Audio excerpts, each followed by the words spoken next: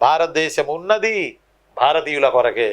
This is slogan by Dayananda, right? India for Indians, it's a political slogan. Go back to the Vedas, it's a philosophical slogan by Dayananda. Go back to the Vedas, it's a philosophical slogan by Dayananda. India for Indians, it's a political slogan by Dayananda. Swarajya, it's a political concept by Dayananda. Sure, బాగా గుర్తుపెట్టుకోవాలి. ఇంకా దయానందుల వారి విషయానికి వెళ్తే మనం సత్యార్థ ప్రకాశిక అనే book రాశారు. దయానందుల వారు ఏం రాశారు రా చిన్న? కొంచెం గుర్తుపెట్టుకోండి రా చిన్న. సత్యార్థ ప్రకాశిక హిందీ భాషలో రాశారు.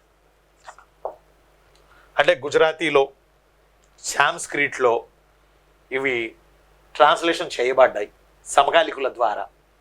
అయితే సత్యార్థ ప్రకాశిక హిందీ భాషలో రాశారు మన దయానంద సరస్వతి.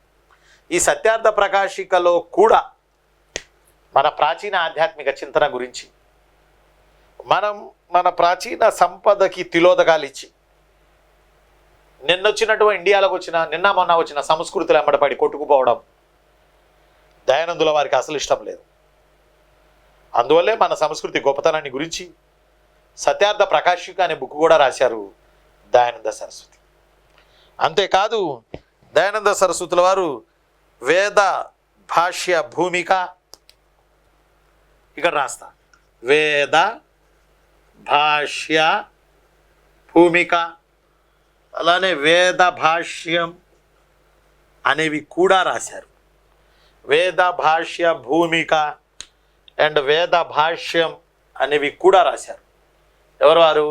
దయానంద సరస్వతి. గుర్తుపెట్టుకోవాలి, వెరీ వెరీ వెరీ ఇంపార్టెంట్ రచన. 3 బుక్స్ ముఖ్యమైనవి దయానంద సరస్వతుల వారివి. ఒకటి సత్యార్థ ప్రకాశిక, రెండవది వచ్చి అక్కడ బోర్డు మీద రాశాను చూడండి, కొంచెం జూమ్ చేసుకోండి ఫోను, మీ సెల్ ఫోన్ కానీ లేకపోతే ట్యాబ్ కానీ లేకపోతే ల్యాప్టాప్ కానీ. వేద భాష్య భూమిక అండ్ వేద భాష్యం. వేద Bhashya Bhumika, Veda Bhashyam, Satyartha Prakashika. These are the 3 great books written by our Dayananda Saraswati.